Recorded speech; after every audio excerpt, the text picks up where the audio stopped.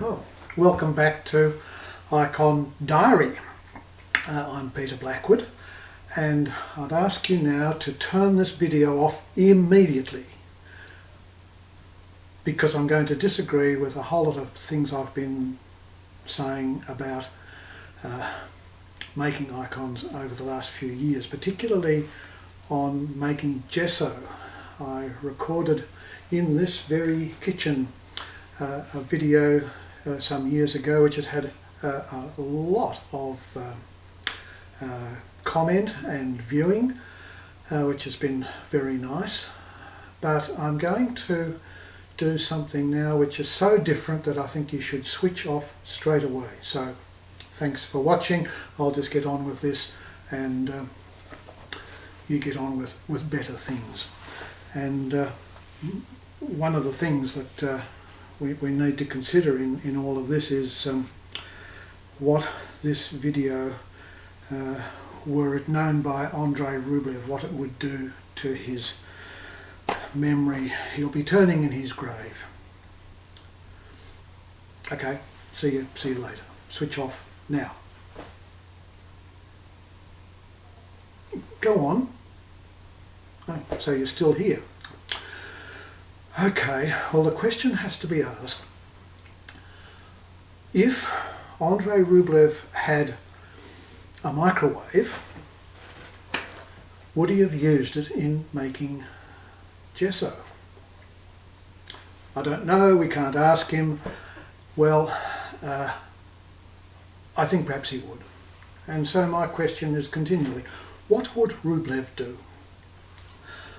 Well, the reason that I've turned to using a microwave oven instead of heaters and burners and things like that for making gesso is it's heaps quicker. It takes a whole lot less stuff. I can make the gesso that I need in one yogurt pot. Now, this morning I put 1 cup of water into my yogurt pot and 1 tablespoon of rabbit skin glue into my pot, and it was quick, it was easy, and it saved a lot of what I've been doing before. So you're measuring 1 part of rabbit skin glue to 12 to 15 parts of rabbit skin glue. Scoop of water at a time, lose count, start again. Well, what I've worked out is that about 15 scoops of tablespoons fits into 1 cup of water. So that works well. So when I make a batch of gesso, which we'll do for a couple of panels, that's what I do. And I let it soak for at least 3 hours, sometimes overnight. It's been going for more than 3 hours now. And so it's now, all the grains of the rabbit skin glue have swelled. And now it is time to heat this up and add whiting.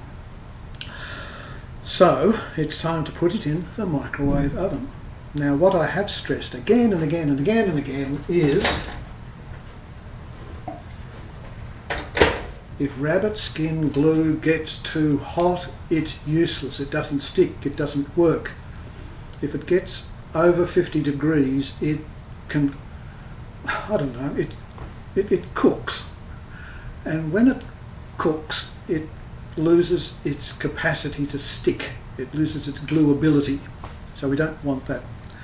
That's why using a microwave oven is really dicey. I mean, you've got to be so careful because you must not let this heat over 50 degrees. And you can't put a thermometer in there, so you've got to do it in small increments. And so what I will do, I know I've got a cup of water in there, and to boil that would take about 2 minutes. So to get it up to say 40 degrees, I don't want to do it any more than increments of say 20, 30 seconds. So let's be safe, just for starters. Let's give it 20 seconds. It's on full power. A couple of reasons for this. The main one is I don't know how to change the power. Just automatically, 20, press the start button and away it goes. And now we have ding, done. That's what it looks like. Now I can feel underneath there, and I will know if it's too hot. If it's too hot to handle, it's too hot, and it's still really cool. So, and also I can still see the grains. They have not dissolved. So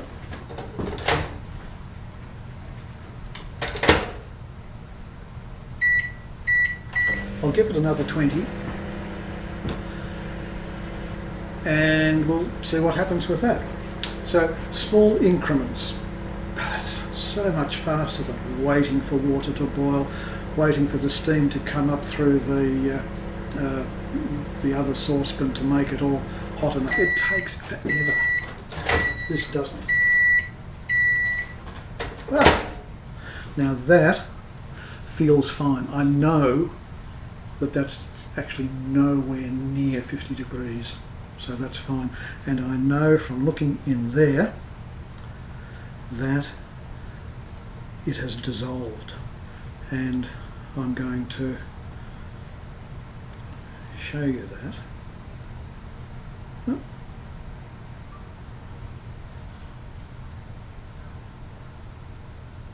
Pretty much all done.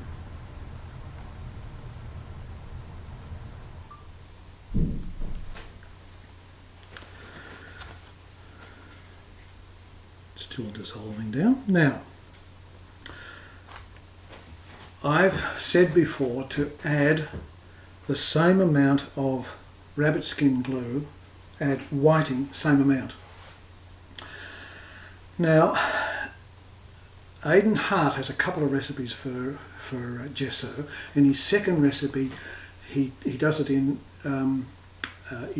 weight, so you'll have 1 part rabbit skin glue to 15 parts water. So that brings up to 16, and then 24 parts of whiting. I was also recently watching a video of Olga Shalamova making gesso. Unfortunately, she wasn't telling us what proportion she was doing, but when she was adding the whiting to the glue, it was a scoop after scoop after scoop. It was huge. And so, because Aidan Hart's recipe says 16 to 24, that's about 1.5 times the rabbit skin glue mix. So that's why these days I will do, I know I've got 1 cup there, so I want 1.5 cups. So I'm just going to use the, I'm going to dirty both of them, I'll just use this half cup here and just load it in. 1,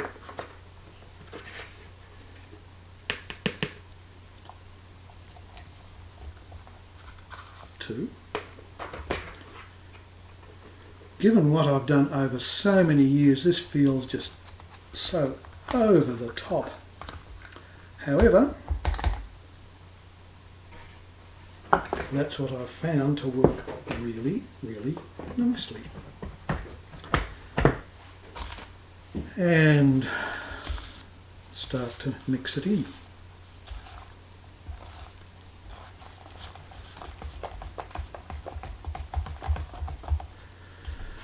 Now there's one ingredient which I have forgotten to get from my studio and bring into the kitchen. So I'm going to run out and get that in a moment. One of the things that I have done, and which Philip and Olga do add to their gesso mix, they will add linseed oil. And I've done this a few times and it works really nicely, makes a really nice gesso. But I've stopped doing that because one of the things that it makes difficult is the sanding. It clogs up the sanding paper for when you're smoothing out the panel. Something chronic. And I've just found it works really nicely just to have this very whiting heavy mixture. And so the mixture is now more like cream than like milk. It's a lovely thick mixture. Now just wait there for a moment while I go and get the other ingredient.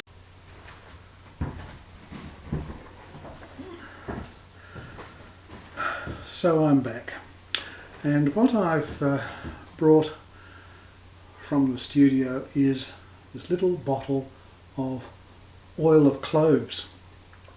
Now I add this because it helps bring air bubbles to the surface, and I add very little, about a couple of 10 spots. And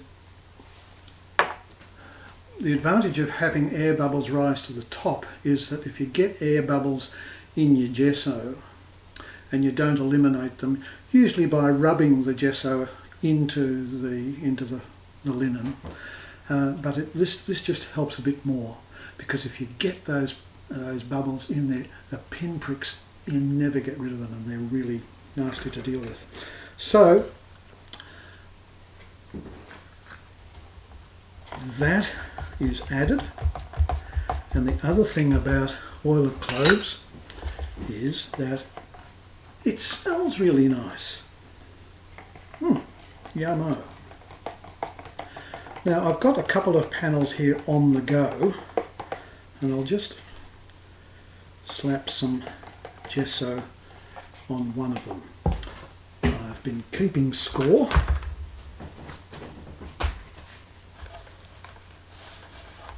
This last coat is not dry, but it's not wet either. In other words, you can't see any gloss. So it's now time to clean off the spoon. It's also time to get the remnant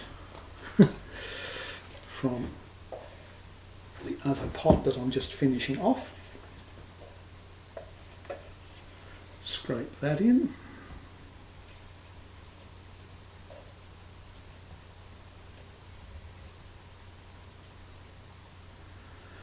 And I can either clean that off for another time or throw it away, which I won't do because I want to recycle it. But we're not using lots of different pots and mixtures and things to clean up. That's been really quick, and now I will paint gesso onto this panel. Now I can see, because of the oil of cloves, how all this, I mean, it's looking quite, I don't know whether you can see that. Let's see if I can just show up close. Probably can't, but I can see that the bubbles have risen to the surface, it really is making quite a difference to the mixture.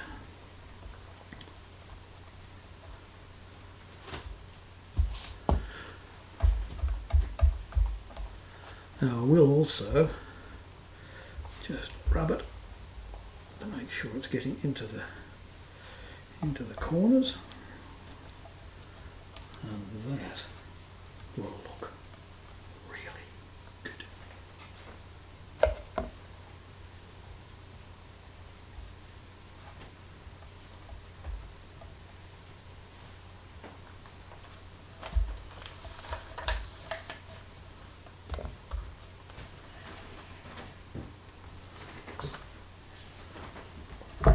And next,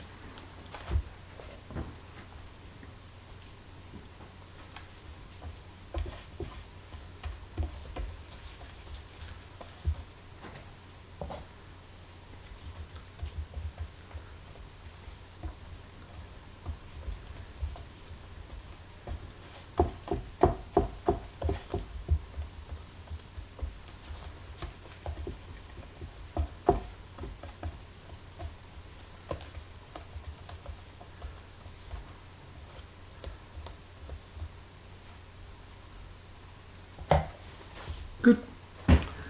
And also I'm going to put a mark on my piece of paper there, so that's coat number 4. So if I don't keep count, I will lose count, and I would like to know how many coats I've put on. I want to aim at least 7, and it might be 10, but that will be thick enough, that will be a good enough coat to give a good sanding and nice smooth surface for painting icons. One of the things about this chalk heavy mixture is that it does sand very easily, but also it absorbs the paint very easily too. Look, I know I told you to turn off, but if you're still here, I'm awfully pleased you are still here, and thank you for watching, and we'll see you the next time that you find me again on Icon Diary.